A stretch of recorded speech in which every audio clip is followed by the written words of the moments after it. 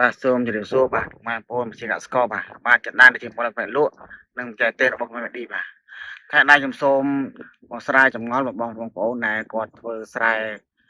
ស្រូវប្រាំងបាទឬក៏ស្រូវស្រាលបាទតែគេនិយាយមកស្រូវប្រាំងឬស្រូវស្រាលហ្នឹងមែនបាទគឺគាត់តែងតែប៉ះពាល់ទៅលើបញ្ហាជាប្រភេទស្មៅបាទស្មៅក្នុងស្រែរបស់គាត់គឺដូចជាស្មៅមានស្មៅចកស្មៅទូក្រហមទីក្ងោកបាទស្មៅគល់សគល់ក្រហមបាទស្មៅ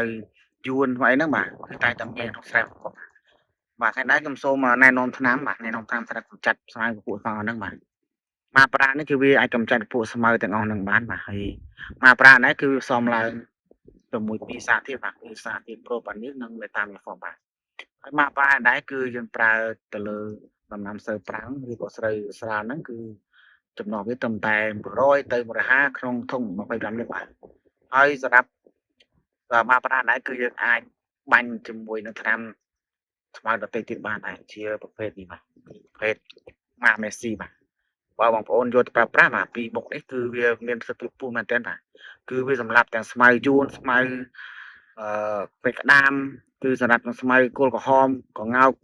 កញ្ចក់អីហ្នឹងបាទគឺវាចូលរួមគ្នាស្លាប់ទាំងអស់បាទហើយវាមិនធ្វើឲ្យមានការអន់ស្រូវឬក្រហមស្រូវទេបាទពេលឆ្នាំពីរមុខនេះបាទហើយគឺបងប្អូនប្រើប្រាស់ទៅគឺដឹងថាមានគុណភាពខ្ពស់បា